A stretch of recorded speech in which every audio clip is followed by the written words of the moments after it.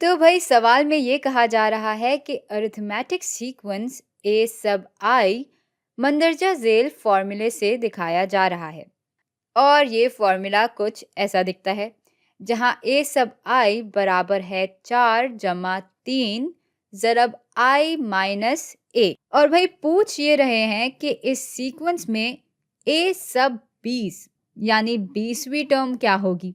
तो भाई पहले हम इस सवाल को खुद से हल करने की कोशिश करते हैं। तो इस वीडियो को रोक के सोचें ज़रा इस सवाल के बारे में। तो भाई अब हमें इस फॉर्मूले को इस्तेमाल करना है और इसमें जो आई है उसकी जगह हमारी कदर हो जाएगी 20 के बराबर। तो ये ए सब 20 बराबर हो जाएगा 4 जमा 3 ज़रब 20 माइनस 1, यानी हमने बस रखा था उसकी जगह 20 लिख दिया है। और अब हम इसको हल कर लेते हैं। तो भाई सबसे पहले ब्रैकेट्स में जो चीज़ है हम उसको हल करेंगे।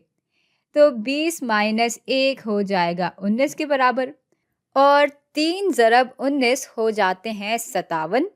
और इसमें जब हम ये 4 जमा करेंगे तो हमारे पास जवाब आ जाएगा 61। तो भाई इस अरिथमेटिक सीक्वेंस की 20वीं टर्म बराबर हो जाएगी 61 के। तो भाई ये सवाल तो बहुत जल्दी ख़त्म हो गया, इसलिए चलें एक और सवाल हल कर लेते हैं। तो भाई अरिथमेटिक सीक्वेंस ए सब आई मंदरजा झेल फॉर्मूले से दिखाया जा रहा है, जहाँ पे ए सब 1 बराबर है -7 के और ए सब आई बराबर है ए सब आई -1 -2 के। तो भाई इस सीक्वेंस में ए सब 5 यानी 5वीं टर्म क्या होगी। तो भाई यहाँ हमें पहली टर्म दी हुई है सीक्वेंस की, जो कि है -7 के बराबर। और फिर बाकी की सारी टर्म्स हम इस फॉर्मूले से मालूम कर सकते हैं। यानी भाई अगर हम ith टर्म की बात कर रहे हैं तो वो बराबर होगा ए सब आई -1 यानी आई से पहली वाली टर्म -2 के। तो ये असल में हम इस अरिथमेटिक सीक्वेंस को रिकर्सिवली दिखा रहे हैं। तो 5वीं टर्म मालूम करने के लिए हम आई की जगह 5 डालेंगे। तो ए सब 5 बराबर हो जाएगा ए सब 5 -1 यानी ए सब 4 -2। अच्छा, तो अब हम इसको मज़ीद कैसे हल करेंगे? क्योंकि भाई हमें तो ए सब 5 भी नहीं मालूम और ये ए सब 4 भी नहीं मालूम। तो ऐसा करते हैं कि ए सब 4 मालूम करने की कोशिश कर लेते हैं पहले।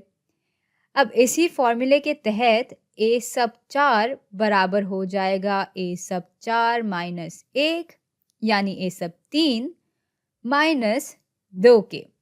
और भाई यहाँ भी बिल्कुल वही मसला है, जब ए सब 3 ही नहीं मालूम तो ए सब 4 कैसे मालूम कर सकते हैं।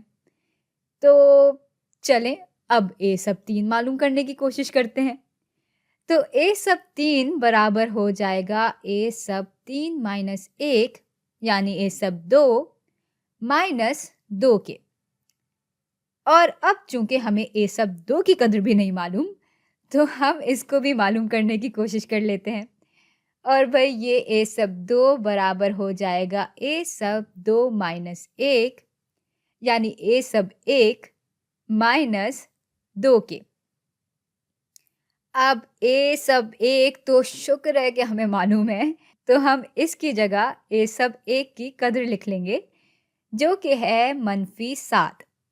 और भाई अब हमारा ए सब 2 बराबर हो जाएगा -7 -2 के और ये बराबर हो जाएगा -9 के।